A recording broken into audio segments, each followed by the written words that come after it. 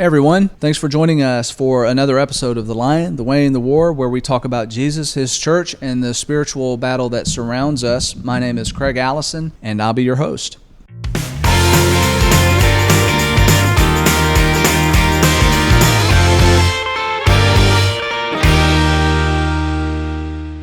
Okay, so today, if you hopefully listened to last week's episode with Cody Hedgecoth and myself, we talked about his work with youth ministry, and this is, because of the length of the episode, this is part 2, so I hope that you have joined in, because let me tell you, we cover a lot of ground, and I think that you will be greatly encouraged and uplifted by some of the things that you'll hear today in this episode. So without any further hesitation, let's get started with part 2. Okay, my next question is about that. So anybody who wants to go back and listen to episode 6 of this with Craig and Walter Harrington, they sort of touched on this too, and this is sort of where I got these questions. In y'all's discussion, you talked about the CSC and how it just feels like such a community and family, and I agree with that. And compared it to the Acts 2 church, and talked about, how do we duplicate that or create that atmosphere? If you go to a congregation that does not feel like a community or family, like especially folks who have attended the CSC can, I think, truly appreciate this.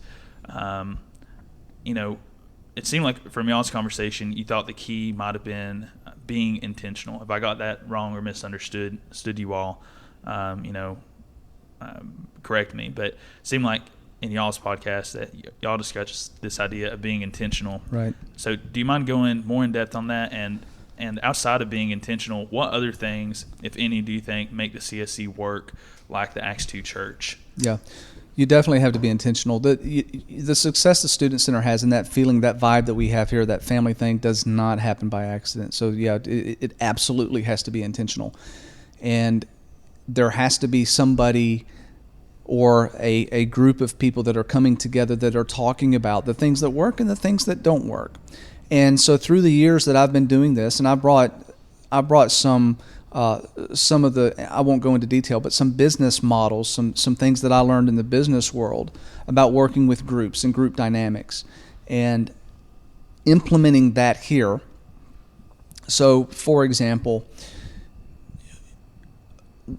people, the church has to spend time together.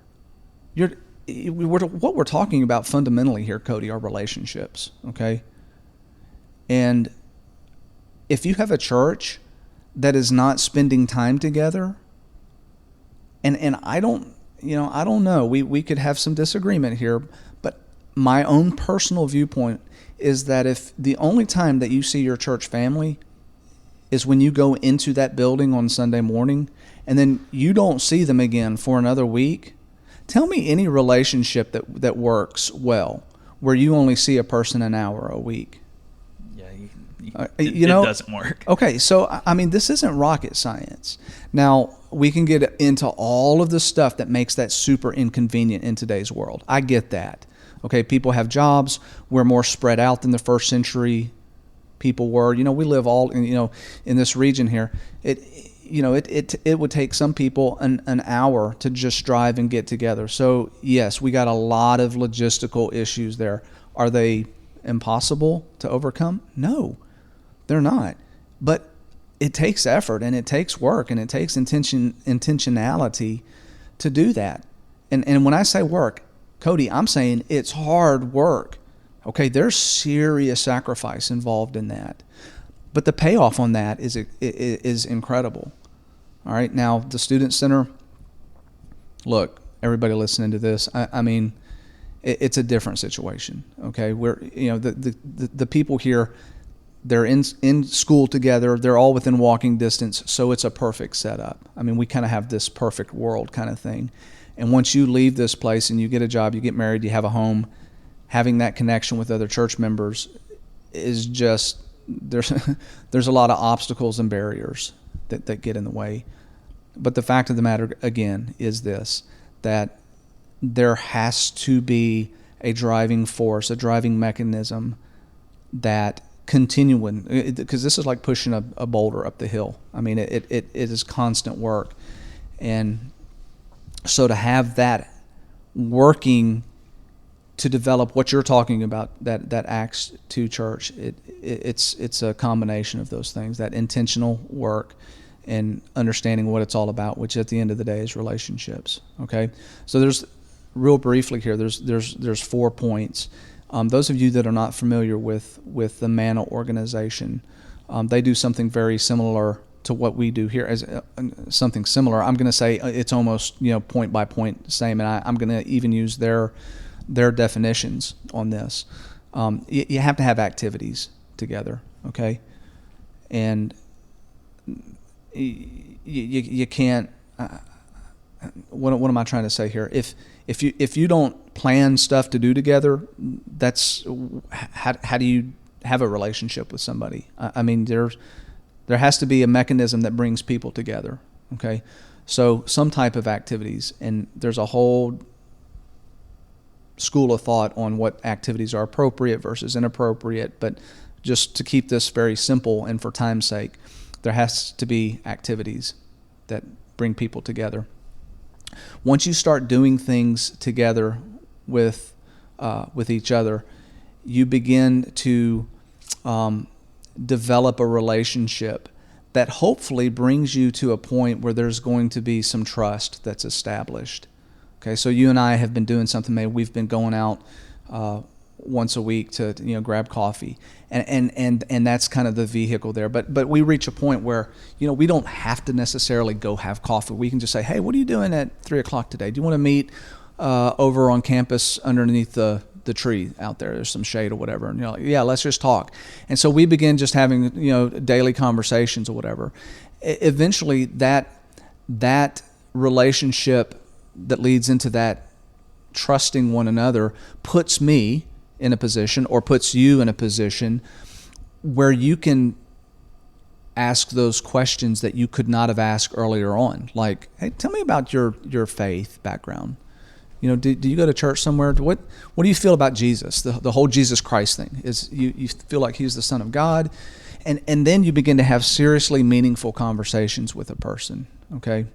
And that puts you in a place of having Bible studies, of searching for these deeper meaning type of things. And that's when you reach a point where you begin to have an impact on somebody, or a conversion, where you ask them that very important question, have you given your life to Christ? So all of those things are definitely intentional, and they all go together. So that's the short answer, but I know it sounded long. Okay. So my next question is, this quarantine business is, it's just different. This whole virus has us all worshiping different. It's odd. I think everybody would agree with that. But while worshiping from home during this quarantine, me and my wife have listened to various preachers, from all over, with different styles and approaches to their sermons. And a Sunday or two ago, we listened to 2 different sermons. Preacher 1 said in his sermon, quote, "The real goal of the Christian life is not dying and going to heaven. The goal of the Christian life is to have an intimate relationship with God that starts now," end quote. This same preacher, in an excerpt of his book, apologized to the congregation if they had ever felt like he was ever trying to make them a good church member, because he should have been trying to make them a good Christ follower. Whereas preacher number 2's whole sermon was on how we get to heaven, but didn't really even touch on some of the key points from preacher number 1's sermon. So I guess the point I'm trying to make here is, these guys obviously want people to love God, and when this life is over, get to heaven. But preacher number 1 seems to be super focused on loving God and having an intimate relationship with Him, whereas preacher number 2 seemed to have a more rigid, rule-like view of Christianity and focused on what we can do about us getting to heaven if we follow the rules. In my opinion, I don't think either of these approaches are necessarily wrong, but it does make me wonder how people might receive these messages differently. So what do you think about these 2 different approaches and how a listener might receive them differently? Do you think one's more impactful than the other? Not necessarily. I think that everybody takes what they're going to take. The way you're wired, your worldviews, all of that goes into how you interpret data, information, input, whatever you want to call it. I think that from my experience, Cody, there is, and I'm using biblical example here because really what you're asking is, this gets down to a issue of doctrine, okay, legalities versus the other side of that, which is love, faith, grace, mercy, and actually both of those are important. It's a combination of the two. We look at the story, the biblical example of Cornelius in the Bible, and those of you that are familiar with it, you understand Cornelius was a good man. He was well respected, and he was doing all of the right things, but there still needed to be some type of intervention that brought him some doctrinal instruction of what he needed to do.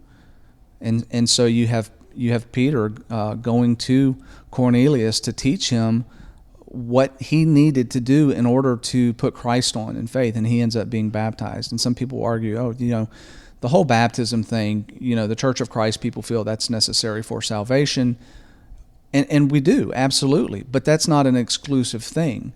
That doctrinal edict to be baptized is part of a much larger picture that we all need to be aware of and following. It's one pillar in many pillars that are there, living a godly life, being gracious, being loving towards other people, being loving towards sinners, being loving towards people that are not like you. And so it's a combination of two. Some people will say, well, Craig, you're a legalist. No, I'm not.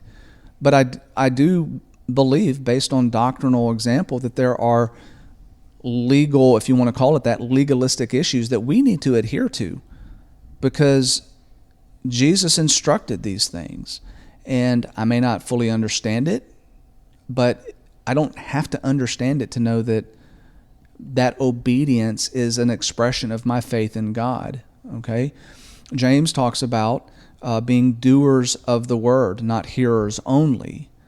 Okay, and I think that really cuts to the heart of this in some issues, because some people will argue and say, baptism is a it's a thing that you do. Well, yeah, it is. It is a physical act, but it's a demonstration of one's faith in God, that what He said, that you come to the Father through Christ, and how we do that is putting Christ on in baptism.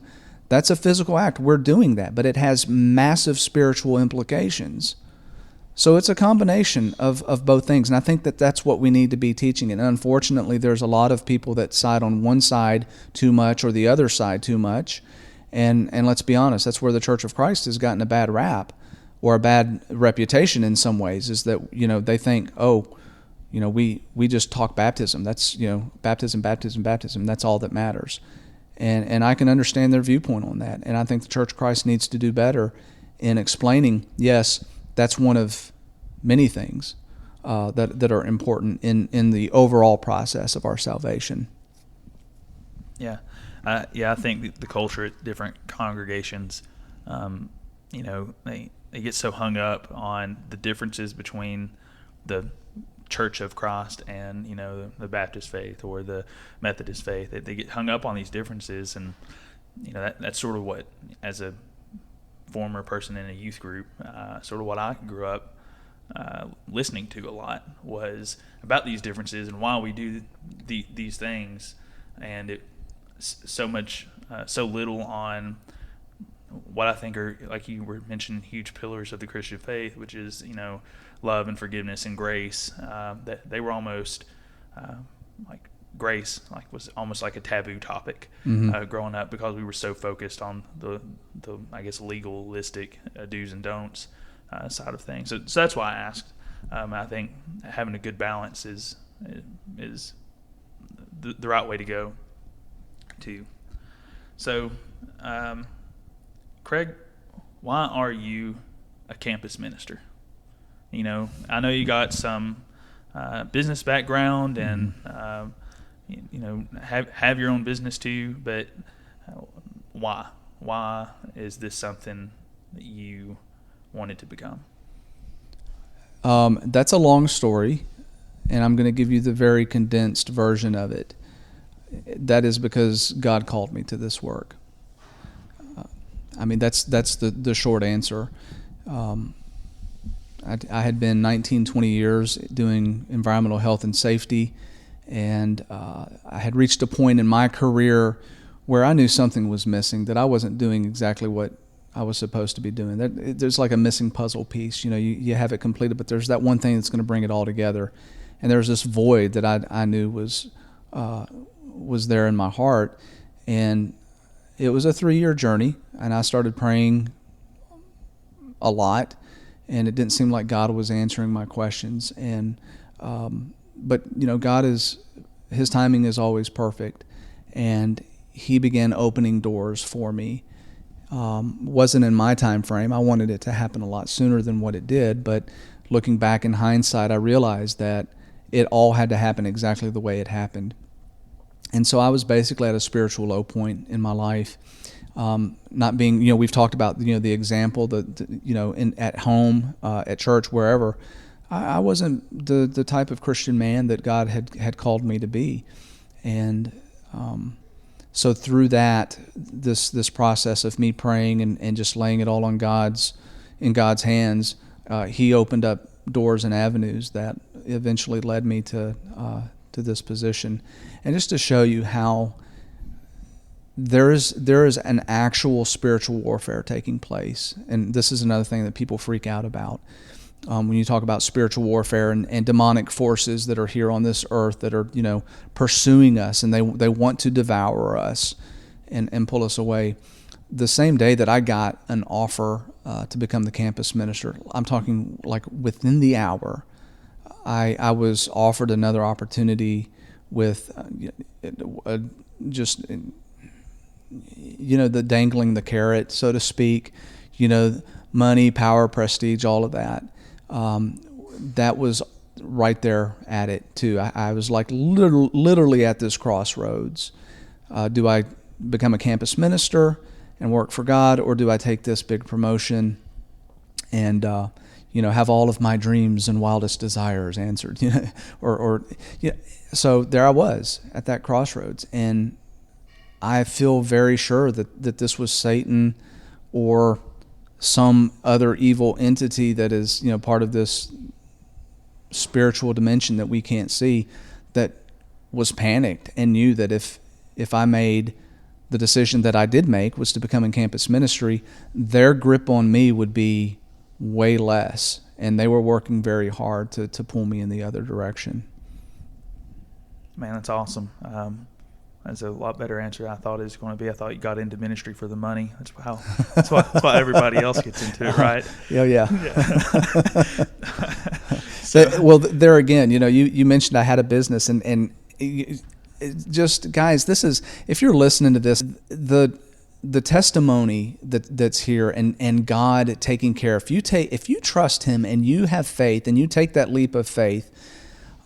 When I took this job, when we put it on paper, there was no way financially, Cody. There's no way that we were going to be able to make it with our bills and the things that we had going in. And so, as the provider, the dad, and understanding that my wife is working and I'm working, and it's still not going to be enough if I become a campus minister. And this business I had started was just in name only. I just wanted to see if I could start a business. That was it. I know, it's stupid. It's stupid, right? So literally on paper I had a business, but there was nothing to it, right? And I had not actively pursued any type of client or any type of business coming in. Like within a month of me taking this, and I'd had this business established now for several years, okay? Nothing, zero, zilch. When I started this campus ministry job, I started to get calls on this business. And it grew and it grew and got to the point where our bills now, rather than being in the deficit, we had a little extra money left over. Nothing exorbitant or anything, we weren't rolling in money. I don't want to paint that picture. But God was providing exactly what we needed to get by. He was filling in the gaps for us. And, you want to talk about a reassurance of faith, growing your faith, to see him working actively in my life like that. That was amazing to have that. And it would not have happened had I not taken that leap of faith and saying, all right, God, I'm going to do this. You know I'm going to be short on the money, but I'm going to do it anyway. And I won't lie to you. I felt irresponsible in a way for doing that. But God turned that into something amazing, something that gave me so much faith and strength to know that he was here actively watching me and working in my life. I can't describe. Not to mention the fact that I'm like the last candidate for campus ministry. Anyway, so it's just it was all really great to see how he was working in a life like mine that was broken and unorganized and not put together. So let me ask you this from your family standpoint, knowing that going into it, whenever you thinking, hey, we're not going to be able to pay our bills and stuff. So my wife and I don't have any kids yet or anything. It's just us. Mm-hmm. But still yet, it costs a lot to live, right? Yeah, and sure. you had a wife and 3 kids. Sure, yeah. And so how does that work from your marriage standpoint? And whenever you're faced with a decision, like that, how did that work with you and Betsy in those discussions? I'll say thank God for godly women. First of all, she really grounded me on this, and she knew that I was doing something that I wasn't really meant to be doing. And when that offer came in, she kind of had to set me straight, because I, to my shame, I'm going to go ahead and admit this, to my great shame, when both those offers came in, I was extremely tempted to pursue the opportunity that would keep me in the secular world, to give me, more money than I had ever dreamed of making in my life. And it would require me going to China for a while and doing some stuff there. And she just gut punched me, not physically, she's not an abusive woman, but metaphorically, she punched me in the gut, and she's like, Craig, do you not see what's going on here? Do you not see that, this is Satan working to try to pull you? So I don't know if that's answering your question, but she grounded me and kind of gave me the push I needed to take that leap of faith. That's awesome. And then my last and final question is, I grew up hating reading of any sort, and once I got out of high school, I've come to enjoy it. So I know every minister, anybody who's a Christian would, if you're talking about what books do you recommend, wanting to grow in your Christian walk, obviously the Bible, number one. You really don't need another book. But is there any other books that, that you would say is a must read for a Christian that is wanting to grow in their faith, or any book that is really impactful for you in growing in your faith? Yeah, and again, this is one of those very subjective questions, because people are different intellect levels, and they understand things better than others.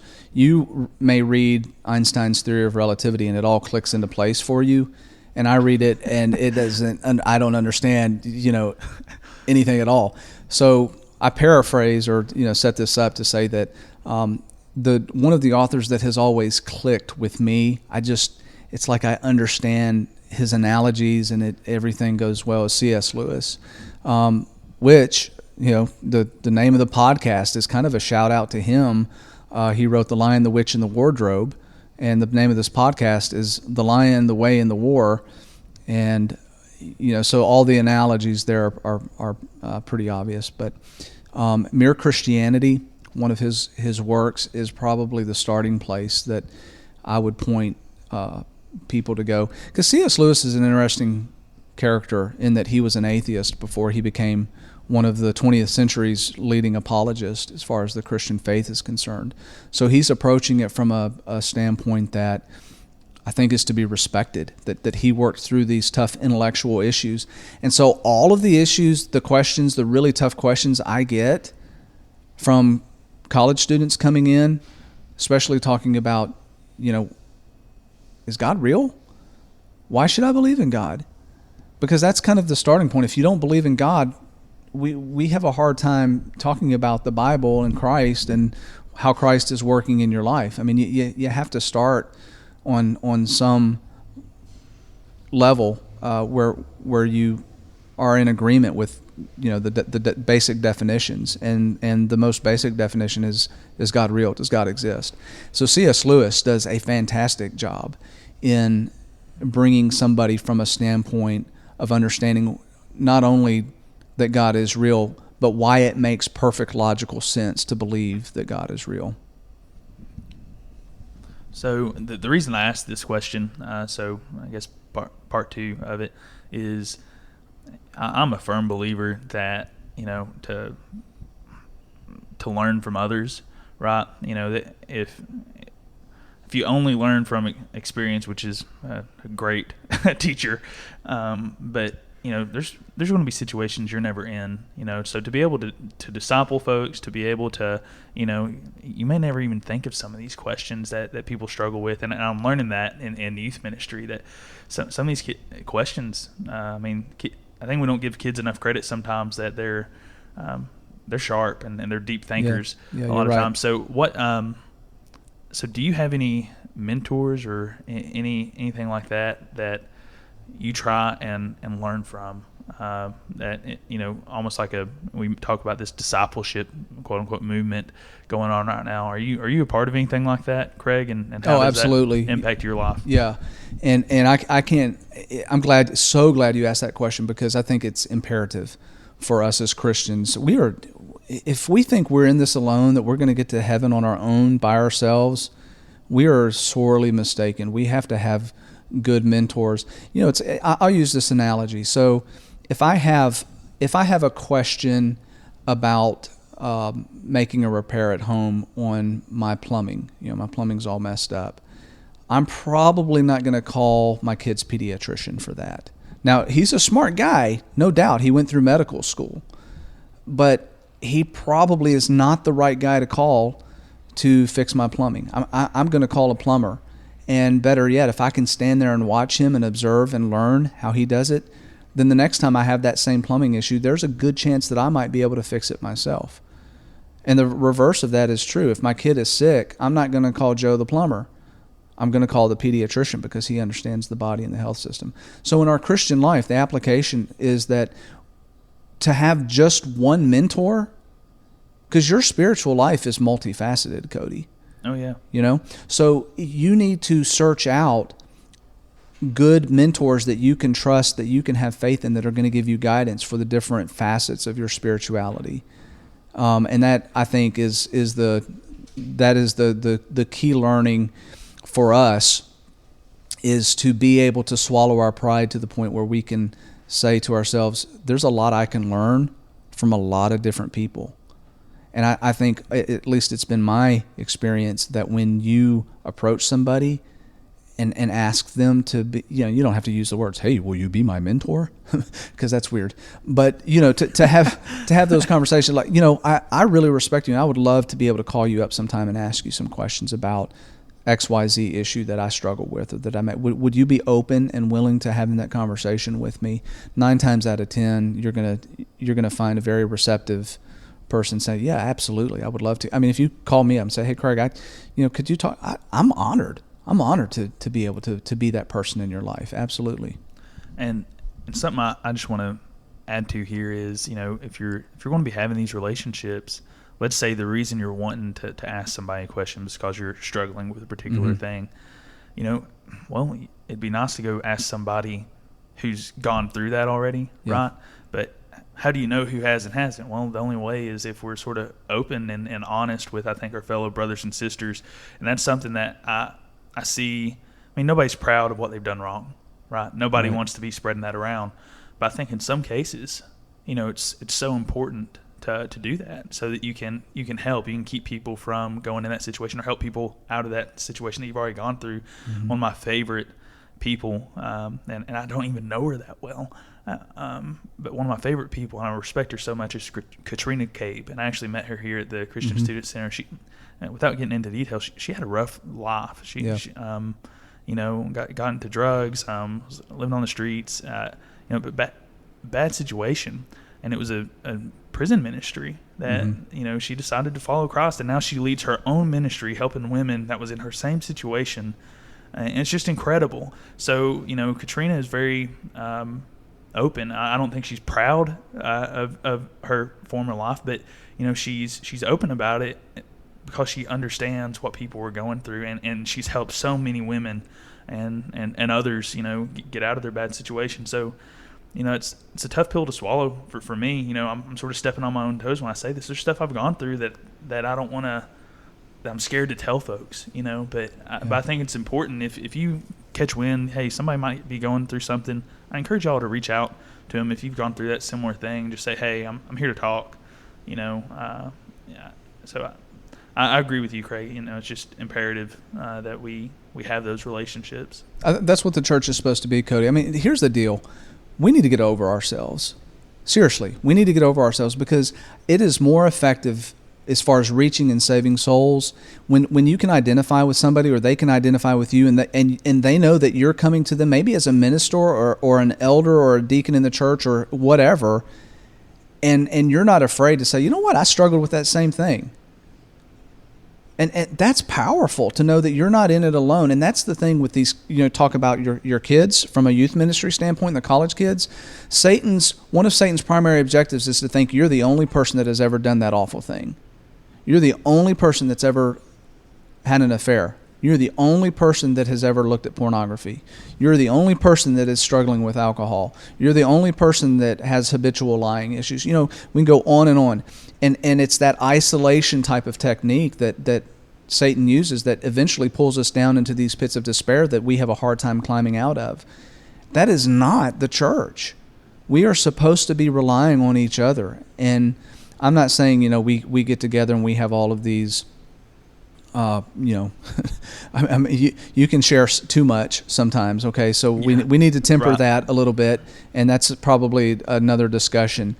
But the fact that we share with each other and we have these things where we are real with each other is extremely powerful. So I'm really glad that you brought that point up, Cody. Do you have more questions, or is that it? No, that's all, man. Okay. This has been probably one of the obviously more lengthy discussions we've had, but we've touched on some things that I hope we continue to explore. You mentioned Katrina Cave. That just now occurred to me that, man, she'd make a great guest on this podcast. Epic guest. So thank you for that. I may reach out to her and see if she's interested in doing that. I've met her before, and I think you're right. She would be a great person to have some insight from a much different perspective than a lot of people are used to. So thank you, Cody, for coming in and spending the time. And man, you had some great questions too. If I ever need to fill in, I think I'll just call you to be the guy that asked the questions, because you had some great ones that you asked. And I hope that those of you that have listened to this have found this podcast insightful and helpful. And I want to ask our listeners a question, because it just now occurred to me I've had questions asked by Cody, and I've asked him questions. So I want to ask our listeners a question. What are you doing with the information that's coming from these podcasts? I mean, I think it's fine to just listen and be informed, but there comes a point when a person should take the information that comes at them and filter what needs to be filtered, obviously. But then the rest of it that you hold on to, something needs to happen with that. Because I don't want to feel like I'm just doing this podcast and wasting my time. I want the information coming out there. You hear stuff and it resonates with you. What are you doing with that? There needs to be action. If you never do something with what you've learned, you're like that one talent guy. You remember him that just, he buried his talent in the sand? You're just stagnating. And guys, it only takes one person.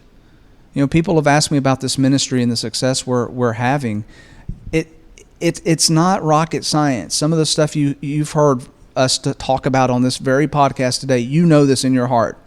You know that this is true. We talk about building relationships. Okay, that is not rocket science. It's not hard work. It just takes some real intention and saying, you know what, this year or this month, I'm going to get to know that person that I know needs a friend, needs a help. Or I don't know that person at church. I see them there every Sunday, but I'm going to start reaching out to them and trying to, really form a relationship with them. So that's my question to the listeners. What are you doing with this information? I hope you're going to do something with it. As always, your feedback's important. Let us know if there's anything in particular you would like to hear. We're going to keep doing these podcasts as long as I feel like they're being relevant and is doing some good out there. And, Cody, you're obviously listening to them, so oh yeah, thank you for that. Mowing when I mow the yard. That's Okay. what I listen to. Great. That's awesome. All right, final words. Colossians chapter 3, verse 17. And whatever you do, in word or deed, do everything in the name of the Lord Jesus, giving thanks to God the Father through Him. Folks, tune in next Thursday for another episode of The Lion, the Way, and the War. Until then, be good to each other, be kind, love each other, share Christ, and be the light in this world that we so desperately need. And have a blessed week.